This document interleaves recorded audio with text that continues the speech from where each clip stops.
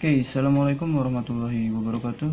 The Honorable Mr. Bashirin Al-Mubarak as our lecturer for Foundation of Translation. So now in this exquisite morning, me and Anindita Nuraini, my name is Dr. Ramadan, we're about to present the material which is about the problem of non-equivalences.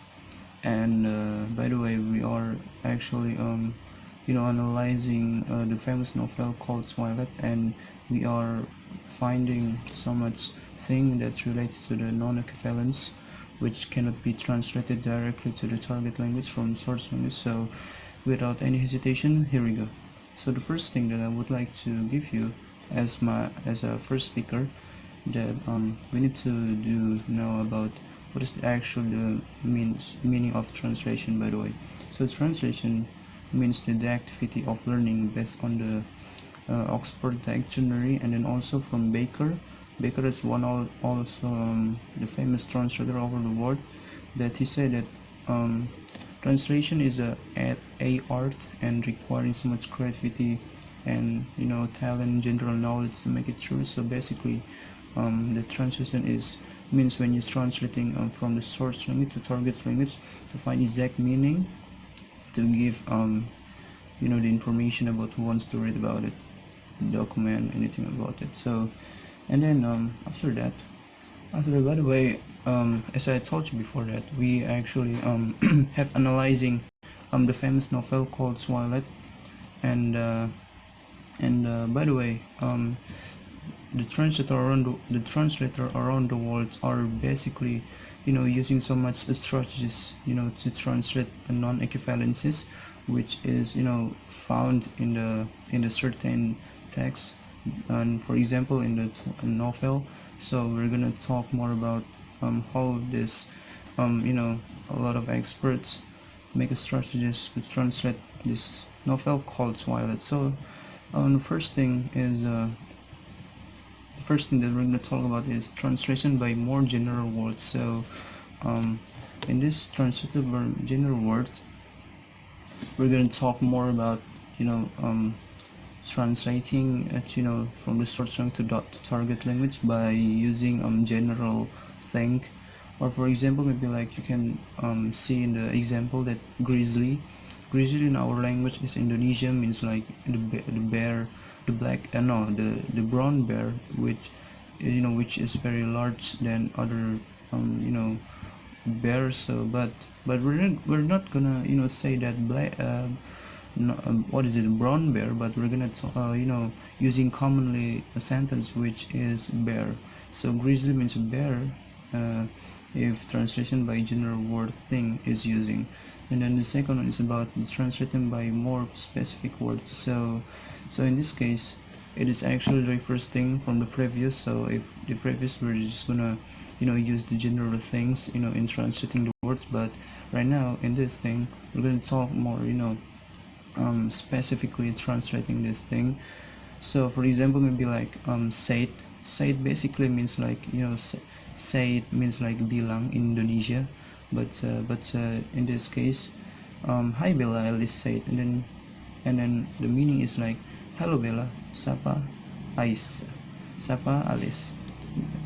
Say means like sapa. We can also use specific thing in order to translate the words, but also the other meaning to say, say is actually asking about our opinion. For example, like, how do you say? I mean, I have a good grade about this one. How do you say? It's meaning like asking about the opinion. So the next one is about the translation by more natural or less expressive words. So in this case, all the translator all around the world, just translating the word by seeing less expressively in translating the words. It's just because they don't want to improvising any of level that maybe will makes the level of the word will hide up. And because the target language is actually less emotionally and more emotionally. For instance, you can see that struggle, struggle in Indonesia maybe means like, what is it, berjuang atau berjuang dari segala penderitaan. But in this case, struggle means like, mencoba. So it is like, not really expressive, just kind of flat thing actually. And so that's the expressive word. And then also the next is about expressive. So it's actually the reverse thing, from the less expressive. When we are translating the expressive words, we're going to use the technique of, expressively translating the words. And for example, maybe like, what is it, a very fast. So very fast means like you are very very, what is it, tangkas, or maybe like lincah. So we can, explain in that way. And yeah, we're back again to the expressive words. So in this case, a fast means like tangkas or maybe like lincah. So you're gonna, expressively translating the words. You're gonna use, a lot of creative, I think I should say a creative thing in translating the words. It's all because, in Indonesia, fast means like, means so like you are really really, move really, what is it, very quickly. And then fast, so fast, anything that's, related not to the slow thing. So that's the expressive words. And then after that, we're going to talk more about, the translation by using cultural substitution. So in this case, you can see that the cultural sentence. So as we know that, our culture with, the American culture is not actually the same, but it's actually different. So in this case, the translator will try to find the exact, meaning, that compared to the,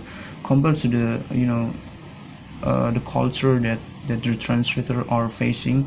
For example, maybe when we are trying to, translate the American document to Indonesian document, of course in the, what is it, in the botanic, and then also the semantic, also in American style, it's really really different with our Indonesia.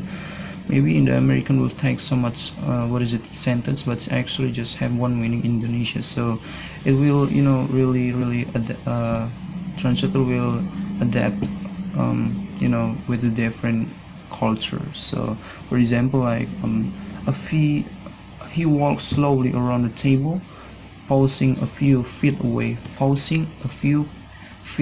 So feet means like, what is it, uh several centimeter. So when you are, keeping away the distance with the people, we can say that because the culture again. And then the second is about using a long word post explanation. So by the way, in this case, we're not just gonna, translating, not really translate, but we just, move the sentence from the source target language to the target language. It's just because, it doesn't have, any other option in translating, no, and picking the right word to the compared to the, target language. Yeah, but it's actually have the explanation. For example, maybe in Indonesia, we were used to say, durian, but also in the overseas they were, use durian also. But in the toilet, you can see that, the example is upright. So upright means like, a taller than it is wide.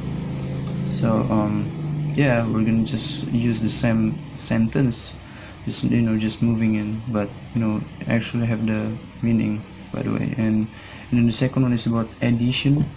So addition means like the translator would lovely add the explanation, maybe like text, or maybe like adding, several words that maybe will, beautifully, create, the sentence. For example, maybe, in the sentence like breakfast. So breakfast maybe has only, only meaning like, sarapan. but we can also, as a translator, maybe use the thing as the menu sarapan. So maybe we can just like add the what is it the what is it additional information to to translate the word by using addition technique. So that's all for me. So the next material will be delivered by my friend Anindita Nuraini. So thank you so much, Mr. Bashiruddin. Assalamualaikum warahmatullahi wabarakatuh.